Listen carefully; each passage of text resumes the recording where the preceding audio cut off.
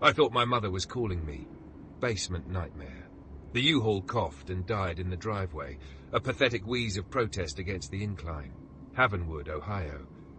Population just enough to warrant a single blinking traffic light downtown. My personal purgatory. I killed the engine. The silence that followed thick and oppressive. The house loomed before me, a 2-story Victorian with peeling paint and a porch that sagged like an old man's shoulders. My childhood home. It had not changed much in the years I had been gone, and that was the problem. Mom met me at the door, her smile a little too bright, a little too eager. "Liam, you are here. Let me help you with that." She was trying too hard. I could see the worry etched around her eyes, the way she kept glancing at the U-Haul like it held all the answers to my recent failures. Jobless, girlfriendless, and officially back under her roof. I was a prize-winning cliché. "I got it, Mom. Just tell me where to start unloading." I forced a smile back, hoping it looked convincing. The first few days were a blur of unpacking, forced conversations, and the constant nagging feeling that I was suffocating. My old bedroom felt smaller, the walls closing in. My design software felt alien, mocking me with its unused potential. Even the air in Havenwood seemed stale, thick with unspoken expectations. The basement was the worst. It always had been. Unfinished, damp, and smelling faintly of mildew and something else. Something metallic and unsettling. I avoided it as much as possible, but Mom insisted I store my boxes down there. "It is the only place with enough room, sweetie, and you know I cannot lift those heavy things." So down I went, each trip more agonizing than the last.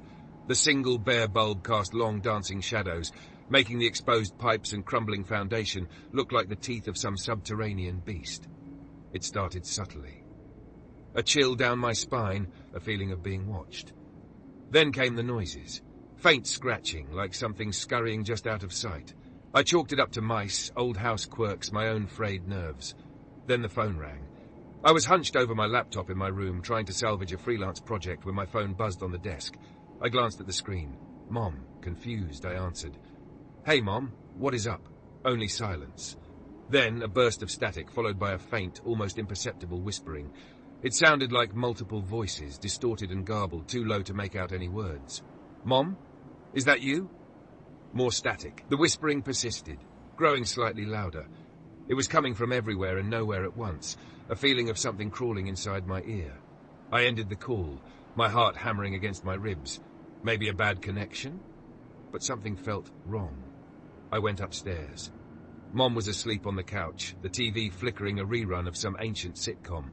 Her chest rose and fell rhythmically, peacefully. Her phone was on the coffee table, next to her reading glasses. I picked it up, checked the call log. The last outgoing call was to me, just minutes ago. My blood ran cold. I tried to dismiss it. A glitch in the phone system, a crossed wire, a shared hallucination brought on by sleep deprivation. But the seed of fear had been planted, and it was growing fast. The calls continued. Always from Mom's number. Always when she was asleep or otherwise occupied. Always the same static and whispers, now tinged with a faint, guttural undertone that sent shivers down my spine. One call was worse than the others. The whispering coalesced, forming a single word, rasped out in a voice that sounded both ancient and utterly inhuman. "Liam." I slammed the phone down, gasping for breath. I looked at Mom. She stirred slightly, but did not wake. I bolted out of the house, needing air, needing to escape the oppressive weight of the silence. I ended up at Emily's. We had been friends since grade school, weathering countless adolescent dramas and awkward first dates together. She was the only person in Havenwood who knew the real me, the one I was rapidly losing touch with. "Liam, you look like you have seen a ghost," she said, her brow furrowed with concern. I hesitated, unsure how to explain what was happening without sounding completely insane. I think something is wrong with the house, Em. I keep getting these phone calls. I told her everything about the static and the whispers, about Mom's phone and the unsettling feeling in the basement. Emily listened patiently, her expression shifting from skepticism to concern. "Okay, Liam, let us think about this logically. It could be a prank, a faulty phone line, even carbon monoxide poisoning. You have been stressed out lately, not sleeping. I know what I heard, Em. It is not just my imagination, and it is not carbon monoxide." I checked. She sighed. All right, I believe you. But maybe Maybe you should get the house checked out. Call an electrician, a plumber, someone who can look for anything out of the ordinary. I took her advice. I called an electrician who found nothing wrong with the wiring. I called a plumber who declared the pipes to be old but functional. I even called the gas company who assured me there were no leaks. Each dead end only fueled my paranoia. If it was not the house, then what was it? I started researching the history of Havenwood, poring over old newspaper archives and town records. I discovered a few unsettling stories. A series of unsolved disappearances in the 1950s, a fire that destroyed a church in the early 1900s, and rumors of a cult that had once operated in the surrounding woods. Then I found something that made my blood run cold. A brief article about the family who had lived in my house before us. They had vanished without a trace in 1968, leaving behind all their belongings. The house had remained vacant for years, earning a reputation as being cursed. I found Mr. Henderson, our elderly neighbour, watering his petunias. He had lived in Havenwood his whole life, a quiet, unassuming man who kept to himself. Mr. Henderson, I said, trying to keep my voice casual. I was wondering if you knew anything about the history of our house. The previous owners, the Thompsons? He stopped watering his petunias and stared at me, his eyes suddenly sharp and knowing. The Thompsons, he repeated slowly. A tragedy. A terrible tragedy. He hesitated, then leaned closer, his voice dropping to a whisper. That land. It has always been restless. Something happened there long before your house was built. Something dark. What happened? I pressed, my heart pounding. He shook his head, his eyes clouding over.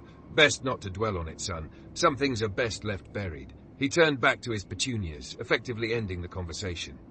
His words only intensified my fear. I had to know what was going on. I had to find out what was buried beneath my house. I bought a security camera and set it up in the basement, hoping to capture some evidence of the strange occurrences. I aimed it at the darkest corner, the one that always seemed to emanate the most intense cold. The first few nights, the camera recorded nothing but static and shadows. But then, one night, I saw something. I was reviewing the footage on my laptop when I noticed a flicker in the corner of the screen. I rewound the video, watching closely. A dark shape, barely visible, seemed to writhe in the shadows, like a cloud of smoke coalescing into a human form. Then the audio kicked in. The whispers were louder, clearer than ever before, and this time I could make out the words. He is here. He is listening. He is coming. The shape in the shadows seemed to turn towards the camera, as if it could see me through the screen. A pair of eyes, glowing with an unnatural light, pierced the darkness. I slammed my laptop shut, my body trembling. I could not breathe. I was being watched. I was being hunted. That night, Mom answered the phone. I was in the kitchen making coffee when I heard her gasp, "Hello? Who is this? What do you want?" Her voice was shaking, barely audible. I rushed into the living room. Mom was clutching the phone to her ear, her face pale and drawn. Her eyes were wide with terror. "Mom, what is wrong?" I asked, reaching for the phone. She pulled away from me, her grip tightening on the receiver. "No, leave me alone." She hung up the phone, her body trembling violently. It was horrible, Liam, whispering, saying terrible things. I tried to comfort her, but she was inconsolable. She kept repeating the same phrases, over and over again. "Leave me alone. Go away. Get out of my head." Her behavior became increasingly erratic. She started sleepwalking, wandering around the house in the middle of the night, muttering to herself. She would stare blankly into space, as if listening to something I could not hear. One night, I woke up to find her standing over my bed, her eyes empty and vacant. She was holding a kitchen knife. "Mom?" I whispered, my voice trembling. She did not respond. She just stared at me, the knife glinting in the moonlight. I managed to talk her down, to convince her to put the knife away. But I knew something was terribly wrong. She was not herself anymore. I called Detective Miller, the local police detective. He was a gruff, no-nonsense type, but he was also a good cop. I showed him the phone records, the camera footage, everything. He listened patiently, his expression unreadable. "Mr. Hayes," he said finally, "I understand you are going through a difficult time, but I have to be honest, this sounds like you are having some kind of breakdown." "I am not crazy, Detective," I insisted. "Something is happening in that house. Something is affecting my mother." he sighed. I will look into it, Mr. Hayes. I will run some background checks, see if there is anything suspicious about the property. But I cannot promise you anything. That night I heard Mom's voice coming from the basement. Liam, help me, please. Her voice was distorted, raspy, barely recognizable, but I knew it was her. I grabbed a flashlight and a baseball bat and cautiously made my way downstairs. The basement was colder and darker than ever before. The air was thick with the smell of mildew and decay. Mom? I called out, my voice trembling. Are you down here? No response. Only the sound of dripping water and the faint, almost imperceptible whispers. I moved deeper into the basement, shining my flashlight into the shadows. I saw strange symbols drawn on the walls in what looked like blood. They were the same symbols I had seen in my research about the cult that had once operated in Havenwood. Then I saw her. Mom was standing in the corner of the basement, her back to me. She was wearing a tattered white dress, and her hair was long and matted. Mom? I said again, my voice barely a whisper. She turned around slowly. Her eyes were glazed over, and her face was contorted into a grotesque parody of a smile. Liam, she said, her voice distorted and unnatural. You have come to join us. She lunged at me, her hands outstretched, her nails long and sharp. I raised the baseball bat and swung it with all my might. The bat connected with her head and she collapsed to the ground, unconscious. I stood there for a moment, panting, my heart pounding in my chest. I had just hit my own mother. Then I heard the phone ring.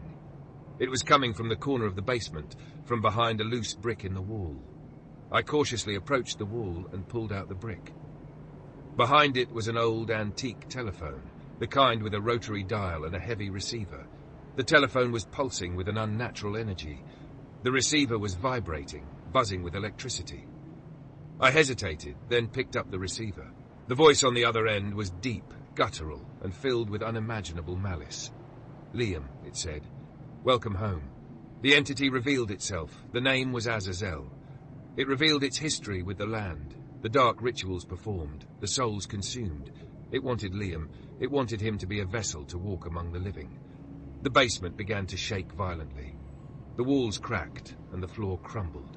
I grabbed Mom and dragged her out of the basement, just as the entire structure collapsed. Detective Miller arrived on the scene, along with a team of paramedics. Mom was taken to the hospital, where she was placed in a medically induced coma. I recounted the events to Detective Miller, who was now a believer. He had seen the destruction. He had seen the state of Mom and me. He promised to do everything he could to help.